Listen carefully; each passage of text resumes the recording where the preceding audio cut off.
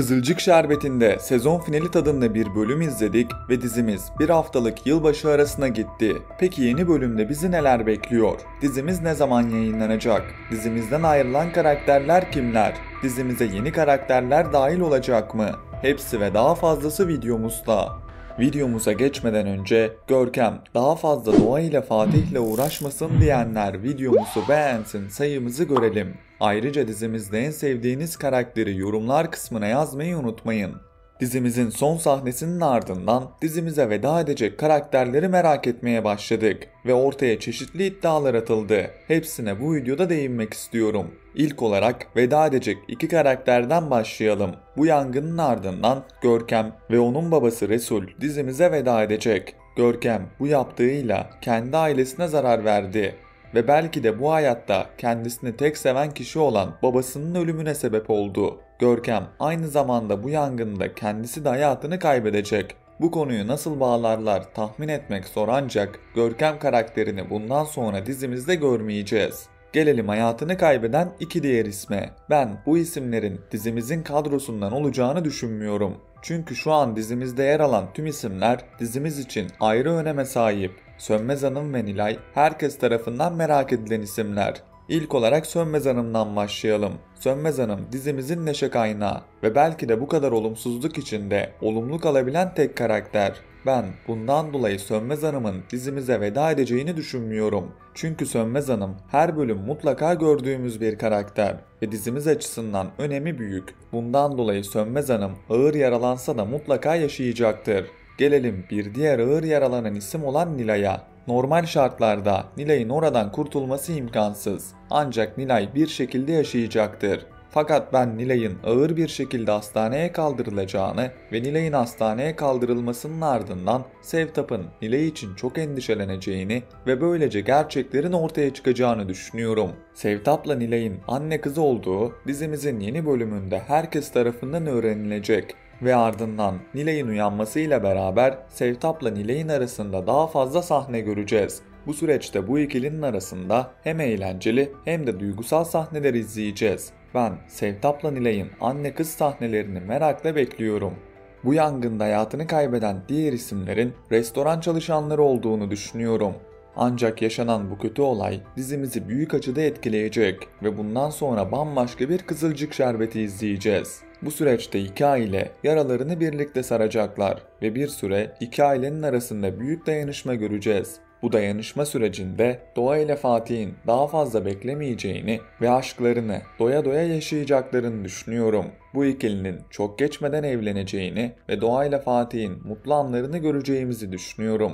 Aşklardan bahsetmişken dizimiz açısından önemli olan bir diğer aşk olan Ömer ve Kıvılcım aşkı da çok geçmeden başlayacaktır. Ömer bölümlerdir her koşulda Kıvılcım'ın yanında oluyor. Kıvılcım da artık Ömer'i daha fazla görmezden gelemeyecek ve çok geçmeden Ömer'e kendini kaptıracak. Geçmişi bir kenara bırakıp geleceğe bakmak isteyen Ömer ve Kıvılcım aşklarını yaşamaya başlayacaklar. Ömer ve Kıvılcım'ın mutlu anları sonrası bizler de mutlu olacağız. Kıvılcım karakteri son bölümlerde izleyicilerin tepkisini çeken bir karakterdi. Tutarsız hareketleri ve sürekli kendini ön plana çıkarmak istemesi bazı izleyicileri Kıvılcım karakterinden soğuttu. Ben Kıvılcım'ın bu hallerinin daha fazla devam etmeyeceğini ve eski bölümlerdeki Kıvılcım'ı tekrar göreceğimizi düşünüyorum.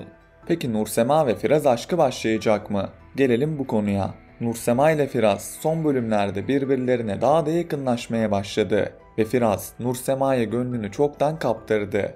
Nursema ise her ne kadar daha temkinli yaklaşmak istese de Firaz'ın sempatik halleri Nursema'yı fazlaca etkileyecek ve Nursema çok fazla kalbine söz geçiremeyecek. Ardından Nursema ve Firaz aşkının başlayacağını ve Nursema'nın bu sefer aradığı aşkı bulacağını düşünüyorum.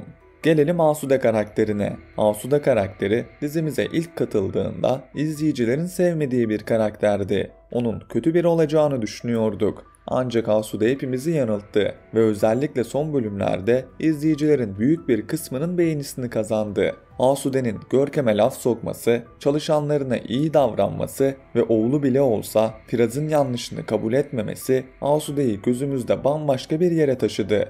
Resul'ün vedasının Asude'yi etkileyeceğini ancak Asude karakterini dizimizde izlemeye devam edeceğimizi düşünüyorum. Asude dizimize renk kattı. Umarız dizimizde kalır ve dizimizi renklendirmeye devam eder.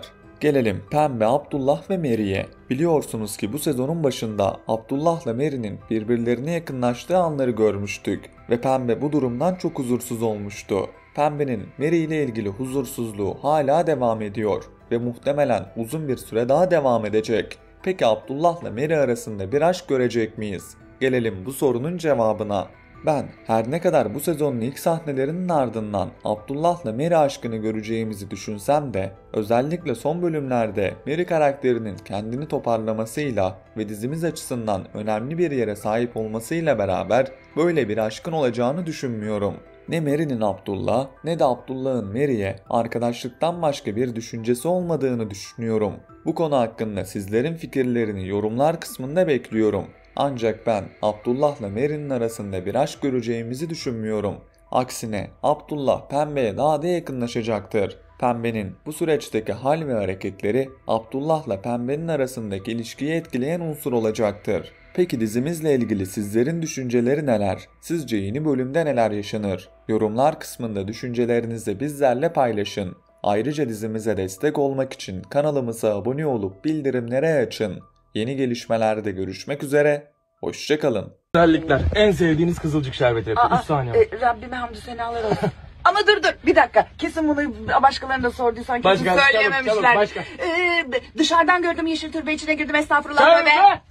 En sevdiğin kızılcık şerbeti yapıyor. Abdullah Bey ben 3 çocuk Sen dışarıda çalıştın ben içeride. Sevdiğin kızılcık şerbeti yapıyor. 3 saniyen var. Aptal da. Gözüme tükürt. En sevdiğin kızılcık şerbeti yapıyor. 3 saniyen var. Hayır. Söyleyemem. Ali abi. En sevdiğin kızılcık şerbeti yapıyor. Ben şirkete geçiyorum. En sevdiğin kızılcık şerbeti yapıyor. 3 saniyen var. Hamdü senalar olsun. En sevdiğin kızılcık şerbeti yapıyor. 3 saniye var. 2 1 Ben açarım.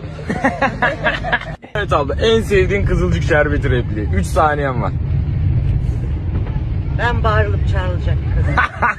Queen be. En sevdiğin kızılcık şerbeti repliği. Ya borsada battık. Keşke A4 kağıdı alsaydım daha iyiydi ya. En sevdiğin kızılcık şerbeti repliği. 3 saniye. 3 saniye mi? Yananı görür Allah vardı yani. Söyle. Madem hasta kapatın bir hastaneye tedavi olsun. Oo güzel.